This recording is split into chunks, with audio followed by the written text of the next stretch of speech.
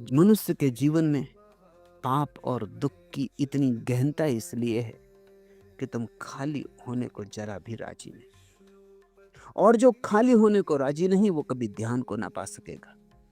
और जिसने ध्यान ना पाया उसके जीवन में पुण्य की कोई संभावना नहीं। और जिसने पुण्य को ही ना पाया अनाश्रव तो बहुत दूर है। जो स्वर्ग को भी ना पा सका वो निर्वाण को कैसे पा सकेगा। बुद्ध कहते हैं तुम अकेले हो और तुम्हें इस अपने अकेलेपन को इसकी समग्रता में स्वीकार कर लेना है। इस अकेलेपन की गहरी प्रतीति से ही मुक्ति होगी, क्योंकि जब तक दूसरा है और दूसरे पर टालने की सुविधा है तब तक तुम बंधे ही रहो।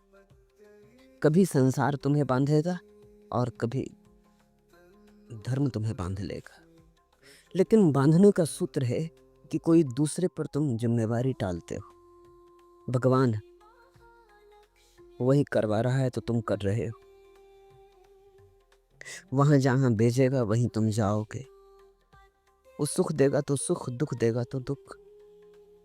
तुम अपने ऊपर दायित्व नहीं लेना चाहते। तुम उस जिम्मेदारी से घबराते हो जो स्वतंत्रता लाती। बुद्ध मनुष्य को अंतिम महिमा मानते, उसके ऊपर कोई महिमा नहीं। और मनुष्य की स्वतंत्रता ही उसके परमात्मा होने का उपाय है। इसे ऐसा समझो, बहुत विरोधाभासी लगेगा। बुद्ध ये कह रहे हैं कि अगर परमात्मा को माना तो कभी परमात्मा न हो सकोगे।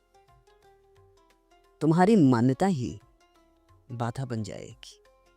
हटाओ दूसरे को, अकेले होने को राजी हो जाओ। अगर दुख है तो जानो कि तुम ही कारण हो, कोई और कारण नहीं। अगर सुख चाहते हो तो प्रार्थना से न मिलेगा, पूजा से न मिलेगा, सृजन करना होगा। फसल काटनी है, बीज बोने होंगे। स्वादिष्ट आमों की अपेक्षा है तो आम के बीज बोने होंगे।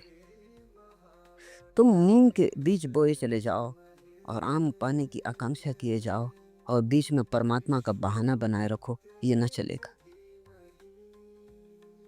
शायद ये किसी की धारणा के कारण ही तुम अब तक संभल ना पाए और तुमने अपने पैरों पर ध्यान न दिया और न अपनी दिशा का चिंतन किया, न अपने को जगाया।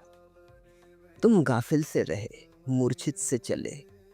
तुमने सदा ये सोचा कि जो करवा रहा है हो रहा है।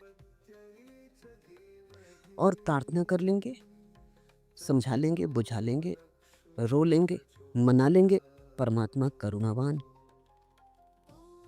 ये करुणा की धारणा भी तुम्हारी धारणा है। परमात्मा महा उद्धारक है, ये भी तुम्हारी धारणा है। तुमने पाप किया है, वो पतित पावन है। ऐसे तुम किसको धोखा दे रहे हो? ऐसे तुम अपने ही कल्पनाओं के जाल बुनते चले जाते हो, फिर उन्हीं में तुम उलझते चले जाते हो।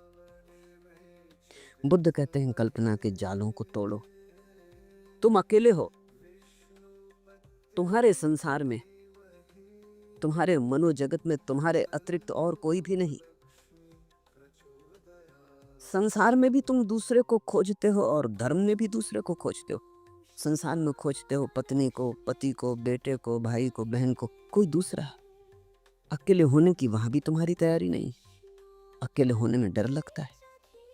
अकेले घर में छूट जाते हो, भय पकड़ लेता है, कपने लगते हो, कोई चाहिए। अगर बिल्कुल अकेले छोड़ दिए जाओ और कोई न तुम खोज सको तो तुम कल्पना करने लगते हो। एकांत में बैठ के भी तुम दूसरे का ही सपना देखते हो। तुम्हें गुफा में बंद कर दिया जाए तो भी तुम बैठ के भीड़ को मौजूद कर लोगे। पत्नी से बातें करोगे, पति से बातें करोगे, मित्रों से बातें करोगे, झगड़े करोगे। अकेले तुम रह नहीं सकते। किसी तरह संसार से घबरा जाते हो एक दिन, तो फिर तुम दूसरा संसार बना लेते हो जिसको तुम धर्म कहते हो। फिर तुम मंदिर चले जाते हो, तुम पत्थर की मूर्ति से बातें करते हो। हद का धोखा है। पहले भी तुमने मूर्तियां चुनी थी, कम से कम जीवित थी, कम से कम धोखे में भी थोड़ी सच्चाई थी। तुम्हारी पत्नी तुम्हारे परमात्मा से कम ज़्यादा जीवित थी। उसके जीवित होने के कारण ही अड़चन पड़ी। तुमने जो चाहा उसने न किया। तुमने जैसा चाहा वैसी वो सिद्ध न हुई। उसके यथार्थ ने तुम्हारी कल्पना को ठहरने न दिया, तोड़ डाला। तुमने तो सीता सावित्री चाही थी। वो सब तुम्हारी कल्पनाएं हैं, सीता और सावित्री। वो तुम्हारी पुराण कथाएं। पुरुष ने जैसी पत्नियां चाही हैं, उनके केवल सपने।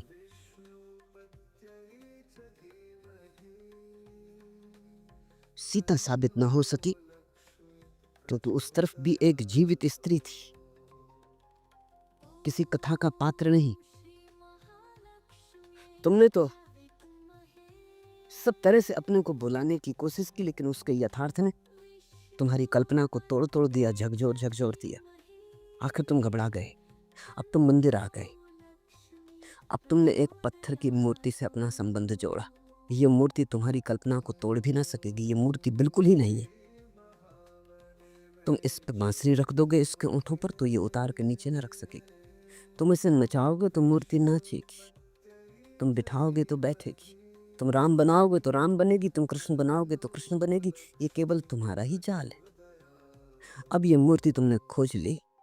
ये तुम्हारा ही जैसा मदारी का बंदर होता है, ऐसी तुम्हारा ही बंदर। तुम जैसा नचाओ ये नचेगी। और मजा ये है कि तुम इस बंदर से प्रार्थना करोगे और तुम कहोगे कि मुझे ठीक से नचा। ये बंदर तुम्हारा, ये कल्पना तुम्हारी, ये सपना तुम्हारा। अब तुमने बड़ा गहरा धोखा देने की आयोजना की। तुमने पाप किया तो तुम इसको कहते तुम पतित पावन हो। तुमने अपराध किया तो तुम महाकरुणावान हो। तुम अंधेरे में भटक रहे हो तो परमात्मा प्रकाश। तुम जो हो ठीक तुम उससे विपरीत परमात्मा बनाते हो। तुम जो चाहते हो वो तुम परमात्मा में आरोपित कर लेते हो। ये परमात्मा तुम्हारी कल्पना का विस्तार, प्रक्षेपण है। बुद्ध कहते हैं संसार में भी तुम दूसरे को पकड़े रहे, अब फिर तुमने दूसरे को पकड़ लिया। तुम स्व कब होोगे? तुम स्वयं कब बनोगे? अप दीपो भव, तुम अपने दिए खुद कब बनोगे? तुम कब कहोगे कि दूसरा नहीं है, मैं ही हूं और मुझे जो भी करना है इस मैं से ही करना है। नर्क बनाना है तो भी स्व से ही बनाना है।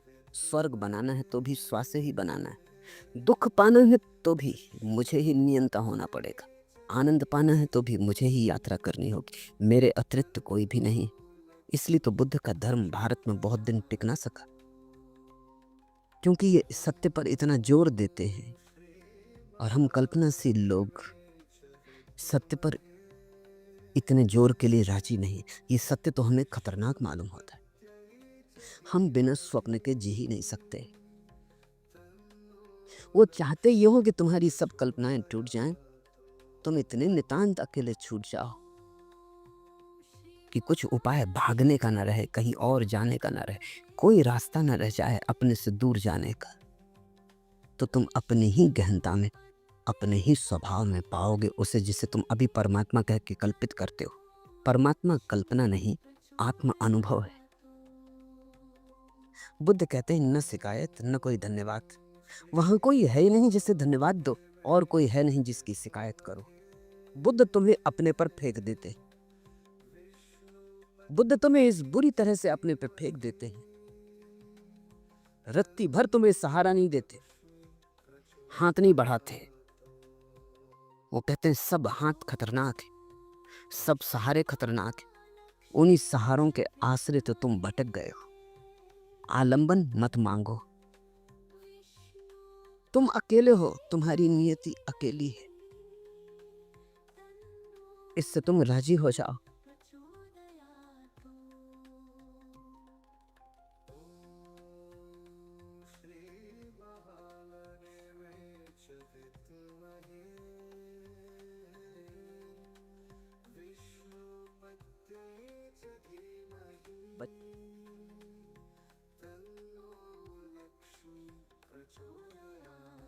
बुद्ध तुम्हें अपना पूरा पूरा मालिक बनाते थे।